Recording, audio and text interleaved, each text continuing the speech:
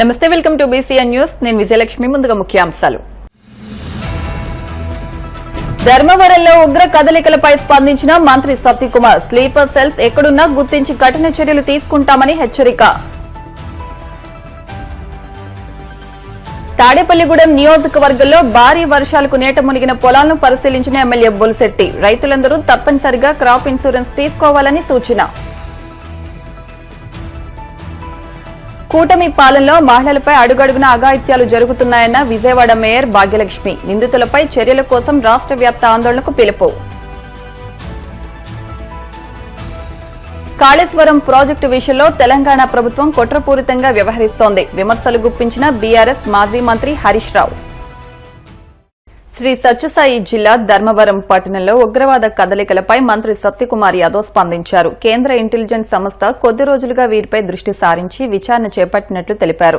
ధర్మవరంలో అశాంతి అలజడులు సృష్టించడానికి కొందరు ప్రయత్నిస్తున్నారని, స్లీపర్ సెల్స్ ఎక్కడున్నా గుర్తించి కఠిన చర్యలు తీసుకుంటామని మంత్రి హెచ్చరించారు.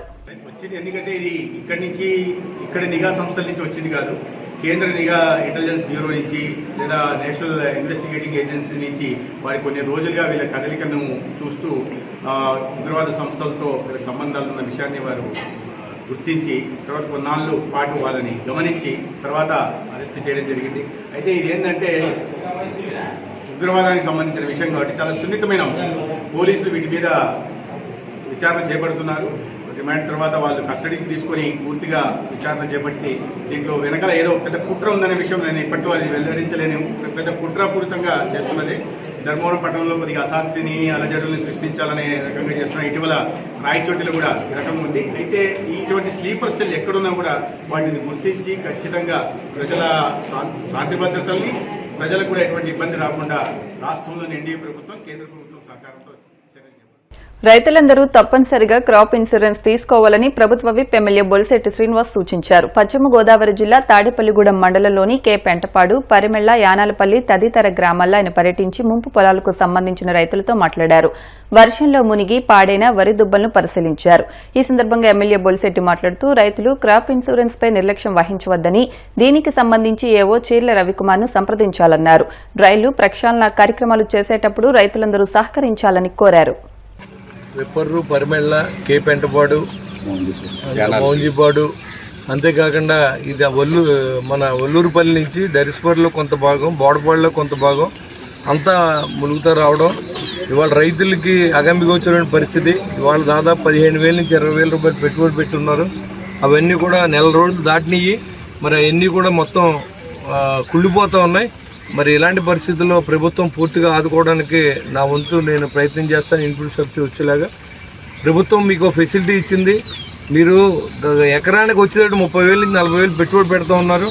మరి ఆ పెట్టుబడి పెట్టినప్పుడు దాంతోపాటుగా 250 రూపాయలు ఇన్సూరెన్స్ కట్టుకుంటే మీకు ఎవరో ఏం చేయట్లేదు. ఆ ఇన్సూరెన్స్ కంపెనీ నుంచే మీకు డబ్బులు వస్తాయి. ఈ ఫెసిలిటీ మన ప్రభుత్వం కల్పించింది. గౌరవ ముఖ్యమంత్రి చంద్రబాబు నాయుడు గారు, మరి కేంద్ర ప్రభుత్వం కూడా దీనికి సహకరించింది. కాబట్టి మన అందరూ కూడా దీన్ని సద్వినియోగం చేసుకోవాలి. అంతేగాని ఇప్పుడు వచ్చిన తర్వాత బాధపడతారో, వచ్చేదాకా దాన్ని పట్టించుకోరు. 250 రూపాయలు కడతాక ఆలోచిస్తారు. ఆ 200 రూపాయలు 50 రూపాయలు అనేది మనకి ఎంతవరకు నిలబడుతుంది? మన దగ్గర 250 కడితే ఇవాళ ఇంటికాడ రైతు పడుకునేవాడు. కానీ వాళ్ళు దానికి భిన్నంగా రోడ్లెక్కి మనం వర్షాలు పడుతూ ఉంటే మేము వచ్చి మిమ్మల్ని ఓదారుతూ మీరు మా దగ్గర బాధపడతాం కంటే ఇలాంటి దాని పరిష్కారం ఏంటి? ఇన్సూరెన్స్ కట్టాలి. ఇక్కడ ఉన్నట్టు అధికారులు కూడా మీకు పూర్తిగా సహకరిస్తారు. మీకు ఏమైనా ఇబ్బంది ఉంటే నాతో చెప్పండి. ఇవాళ మౌంజీపాడు దగ్గర తాడేపూడిలో వచ్చేటువంటి మురుగందరూ కూడా మౌంజీపాడు నుంచి ఇటు వెప్పర్ గ్రామానికి వదులుతున్నారు. దాన్ని కూడా సర్వే చేయించాం. మరి దాన్ని తవ్వడానికి అందరు రైతులు కలిసి రావాలి. కొంతమంది నా చేలో మిషన్ పెట్టొద్దని, కొంతమంది నాదేనని ఇలా దబాయితో ఉన్నారు. అధికారులు కూడా మనుషులే కాబట్టి ఈ పోలీస్ యంత్రాంగం ఉపయోగపడుతుంది. ఎంఆర్ఓ గారు ఉంటారు, ఎండిఓ ఉంటాడు, ఇరిగేషన్ వాళ్ళు ఉంటారు, అందరూ ఉంటారు. దాని తోడుగా పత్తి గ్రామం నుంచి 4 రైతులు సాయం చేస్తే మన టైంలో మొత్తానికి ఆ దరిద్రాన్ని వదిలించి అది ఉప్పాపడి తనేలోకి వెళ్ళేలాగా మురుగుని. అదేవిధంగా ఇక్కడ ఏదైతే ఉంది ఇది గోపవరం దాటిన తర్వాత కింద మన సిమెంట్ కట్టలు ఏదో వేశారు. దాన్ని ఎమ్మెల్యే ధర్మరాజు గారితో, జిల్లా కలెక్టర్తో కూడా మాట్లాడి దాన్ని కూడా శాశ్వత పరిష్కారానికి ఆలోచన. ఏది వాళ్ళు వచ్చాం కళ్ళనీళ్ళు తుడుపుగా ఏదో 4 మాటలు చెప్పి వెళ్ళిపోవడానికి రాలేదు. ఖచ్చితంగా పరిష్కారం ఆలోచించడానికి వచ్చాను నేను. ఖచ్చితంగా పరిష్కారం ఆలోచిద్దాం. లాస్ట్ టైం కూడా ఇదివరకు చూశారు మీరు, గుర్రపడెక్కతో నీళ్లు రాని పరిస్థితి నుంచి గుర్రపడెక్క అంతా కూడా క్లీన్ చేయించాం వెంటనే. రైతు సోదరులు అందరూ సహకరించండి, డ్రైన్ తవ్వుతా సహకరించండి. మా పొలం ఉంది ఇక్కడ, మా పొలంలో మీరు కలుపుకున్నదే వదలమన్నాం. ఇవాళ పొలాలు మునిగిపోతుంది, ఆ మురుక్కాలు కలుపుకోవడం వల్ల ఈ దరిద్రం మనం పట్టుకుంది. ఇవాళ ధాన్యాగారాలు అయినటువంటి జిల్లాలు మన పశ్చిమ గోదావరిలో అంటే మరి ధాన్యలక్ష్మి ధనలక్ష్మిగా పేరున్నటువంటి జిల్లాలు ఇవాళ ఈస్ట్ వెస్ట్ గోదావరి జిల్లాలన్నీ కూడా అతాకుంతలం అయిపోయినాయి మొత్తం. ప్రతి సంవత్సరం కూడా మనం వర్షం పడుతూ ఉంది, ప్రతి సంవత్సరం వరదలు వస్తున్నాయి, ప్రతి సంవత్సరం మునిగిపోతా ఉంది. దానికి మీకు సొల్యూషన్ చూశారు. 210 రూపాయలు కట్టమని చెప్పినా సరే 110 మంది కూడా కట్టలేదు. పొద్దున్న ఎదురు చూపులు, మన ప్రభుత్వం నుంచి డబ్బు రావాలి, కౌలుదారుడు రైట్ సైడ్, ధాన్యం రాకపోతే రైతు కౌలు కట్టడు.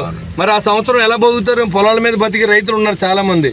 ఇన్పుట్ సబ్సిడీ వస్తుందా తర్వాత మీరు అది వాళ్ళ దయాదక్షిణ ఆధారపడి ఉంటుంది. రైట్ఫుల్గా మీ ఇన్సూరెన్స్ మీరు 210 రూపాయలు కట్టుకోండి, కట్టినట్టు నా దగ్గర నేను కడతాను.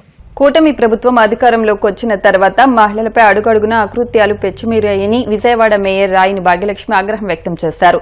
తాడేపల్లి వైసీపీ కేంద్ర కార్యాలయంలో ఆమె మీడియాతో మాట్లాడుతూ అధికార మదం, అహంకారంతో కూటమి పార్టీల నేతలే ఆడబిడ్డలపై అఘాయిత్యాలకు పాల్పడడం అత్యంత దారుణమని మండిపడ్డారు. చంద్రబాబు ప్రభుత్వం వారిపై చర్యలు తీసుకోకపోవడం దుర్మార్గమని ధ్వజమెత్తారు.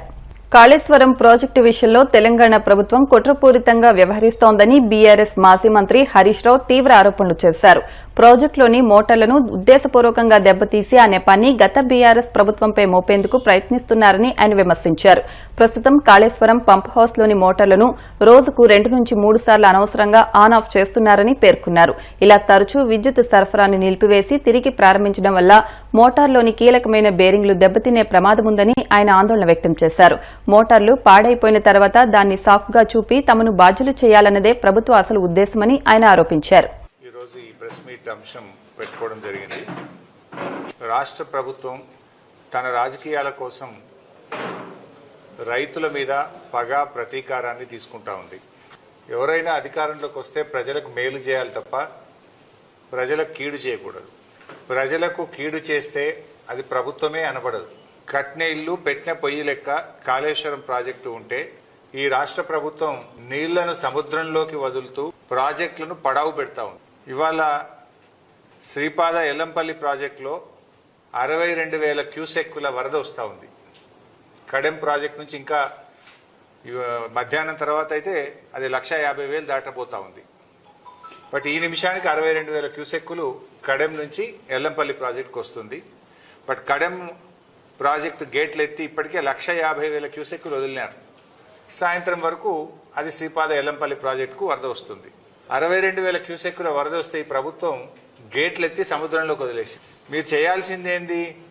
ఆడ కట్నీళ్ళోలే పెట్టిన పొయ్యోలే నందిమేడారం, గాయత్రి పంప్ హౌజులు రెడీగా ఉన్నాయి. నందిమేడారంలో కట్కొత్తితే రోజుకు 2 టీఎంసీల నీళ్లు వచ్చి మిడ్మానేర్లో పడతాయి. నేను వారం రోజుల క్రితమే ఉత్తమ్ కుమార్ రెడ్డికి లెటర్ రాసిన. అన్నపూర్ణ, రంగనాయక సాగరు, మల్లన్న సాగరు, కొండపోచమ్మ సాగరు, అదేవిధంగా బస్వాపూరు రిజర్వాయర్లన్నీ ఖాళీగా ఉన్నాయి, చెరువులన్నీ ఖాళీగా ఉన్నాయి. నీళ్లను ఒడిసి పట్టండి, వెంటనే మోటార్లు ఆన్ చేయండి అని చెప్పి ప్రభుత్వానికి చెప్పాం. దురదృష్టం ప్రభుత్వం మోటార్లు ఆన్ చేయలేదు. ఇప్పుడు ఏం చేసిండ్రు? ఎల్లంపల్లి గేట్లు ఎత్తి సముద్రంలోకి నీళ్లు వదిలేరు. ఇది దుర్మార్గం. It's a criminal negligence. ఎవడైనా చుక్కను ఒడిసి పడతాడు రైతుల కోసం. ఎందుకంటే నీళ్ల విలువ రైతులకు తెలుస్తుంది. ఈ ఉత్తమ్ కుమార్ రెడ్డికి, రేవంత్ రెడ్డికి నీళ్ల విలువ తెలియదు. మీరు వ్యవసాయం చేసిన వాళ్ళు కాదు. కేసీఆర్ గారు కేంద్ర మంత్రి ఉన్నా, ముఖ్యమంత్రి ఉన్నా ఆయన వ్యవసాయం చేసే ఒక రైతు. ఆయన రైతు గనక ప్రతి చుక్కను ఒడిసి పట్టిండు, రైతాంగానికి నీళ్లు అందించిండు. మీరెన్నడూ వ్యవసాయం చేయలే, అందుకే మీకు నీళ్ల విలువ తెలియదు. ఇలా కృష్ణానదిలో నీళ్లు సముద్రం పాలవుతున్నాయి, గోదావరిలో నీళ్లు సముద్రం పాలవుతున్నాయి. గుడ్లప్పగిచ్చి రేవంత్ రెడ్డి, ఉత్తమ్ కుమార్ రెడ్డి చూస్తా ఉన్నారు. మీ యొక్క నేరపూరిత నిర్లక్ష్యం వల్ల ఇలా రాష్ట్ర రైతాంగానికి తీవ్రమైనటువంటి నష్టం జరుగుతూ ఉంది. ఒకవైపు వరదలు ముంచెత్తుతా ఉంటే రాష్ట్రంలో కొన్ని జిల్లాల్లో, కొన్ని ప్రాంతాల్లో ఇప్పటికీ చెరువులు నిండలేదు, ఇప్పటికీ డ్యాములన్నీ ఖాళీగా ఉన్నాయి. ఎవరి కోసం పనిచేస్తున్నారు? బీఆర్ఎస్ పార్టీ మీదనో కేసీఆర్ మీదనో హరీష్ రావు మీదనో కోపం ఉంటే ఎందుకు రైతులకు శిక్ష వేస్తున్నారు? మాకు వేయండి శిక్ష, మేము అనుభవిస్తాం. కానీ మీరు మీ బురద రాజకీయాల కోసం అరే కట్నింట్లు లెక్క పెట్టె పొయ్యి లెక్క రెడీగా మోటార్లు కాళేశ్వరం మోటార్లు ఉంటే కాళేశ్వరం ప్రాజెక్టు కూలింది అని మీరు చెప్పిన అబద్ధాన్ని, మీ గోబల్స్ ప్రచారాన్ని నిరూపించడం కోసం ఇలా మోటార్ లాంచ్ చేస్తలేరు. మీరు చెప్పిన అబద్ధాన్ని పదే పదే చెప్పింది. ఇలా నీళ్ళు వస్తే మీరు చెప్పిన అబద్ధాలని మోటార్లు ఆన్ చేయండి, నింపండి అని చెప్పిన. ఇలా నిజంగా చూడండి, మీరు అన్నపూర్ణ 3.5 టీఎంసీలు, ఆడున్నది 1 టీఎంసీ, సాగర్ 50 టీఎంసీలు, ఉన్నది 10 టీఎంసీలు, కొండపోచమ్మ సాగర్ 15 టీఎంసీలు, అక్కడ ఉన్నది 4 టీఎంసీలు, బస్వాపూర్ 12 టీఎంసీలు, అక్కడ ఉన్నది 1/2 టీఎంసీ. ఇవన్నీ నింపుకోవచ్చు కదా, యాసంగి పంటకు బ్రహ్మాండంగా నీళ్లు ఇవ్వచ్చు కదా. ఎందుకు నింపవు నాకు అర్థం కాదు. నీకేం అడ్డం వచ్చింది అని నేను అడుగుతా ఉన్నా. అంటే కాళేశ్వరం కూలింది అన్నాం కదా, నీళ్లు నింపితే ఎట్లా కూలిందంటే మరి ఇప్పుడు నీళ్లు వస్తే జనం దంతరేమో, జనం దృష్టిలో పల్సగైతమేమో అని కేవలం కుట్రతో మీరు ఆపుతా ఉన్నారు. అరే వరదకాలు ఓపెన్ చేయవేందయ్యా నువ్వు. ఇవాళ ఎస్ఆర్ఎస్పి ప్రాజెక్టులో ఆల్రెడీ 61 టీఎంసీలు వచ్చినాయి, దాని సామర్థ్యం 80 టీఎంసీలు. 61 టీఎంసీల నీళ్లు ఆల్రెడీ ఎస్ఆర్ఎస్పీలు వచ్చినాయి. 151,000 క్యూసెక్కుల వరద ఎస్ఆర్ఎస్పీకి వస్తుంది. అంటే రోజుకు 15 టీఎంసీల నీళ్లు ఒక్క రోజులో ఎస్ఆర్ఎస్పీ నిండుతుంది. నువ్వు వరద కాలువ ఓపెన్ చేసి మిడ్ మానేర్ ను ఎల్ఎండి నింపవా? ఎందుకు వరద కాలువల ద్వారా నీళ్లు వదులుతలేవు? అసలు మంత్రి నీళ్లకు మంత్రి ఉన్నాడా? ఈ ముఖ్యమంత్రికి సోయి ఉన్నదా? 30 టీఎంసీల మిడ్ మానేర్ లో ఆడ ఉన్నది 10 టీఎంసీలే, ఇంక 20 టీఎంసీల నీళ్లు పడతాయి. అరే ఆడ మంచి గేట్ ఎత్తితే గ్రావిటీ ద్వారా కరెంటు ఖర్చు లేకుండా ఫ్రీగా నీళ్లు వచ్చి మిడ్ మానేర్ నిండుతుంది. మిడ్ మానేర్ కింద ఎల్ఎండి ఉన్నది. ఇవాళ ఎల్ఎండిలో కూడా 24కు 7 టీఎంసీలే ఉన్నాయి నీళ్లు. 24కు ఎల్ఎండిలో 7 టీఎంసీలు ఉన్నాయి. మిడ్ మానేర్ లో 30కి 10 ఉన్నాయి. ఆడ వరద కాలువ గేట్ ఎత్తితే చక్కగా వచ్చి మిడ్ మానేర్ నిండుతుంది. ప్రభుత్వం నడపడం చేతనైతలేదా? మోటార్లు వస్తావు, గేట్లు ఎత్తవు, నీళ్లు సముద్రం పాలు చేస్తున్నావు. మిడ్ మానేర్ నింపుకుంటే లక్షల ఎకరాల్లో పంట పండదా? ఇప్పుడు నేను చెప్పిన కాళేశ్వరం రిజర్వాయర్లను నింపితే లక్షల ఎకరాల్లో. ఇప్పుడు కాసేపు ప్రకటనలు.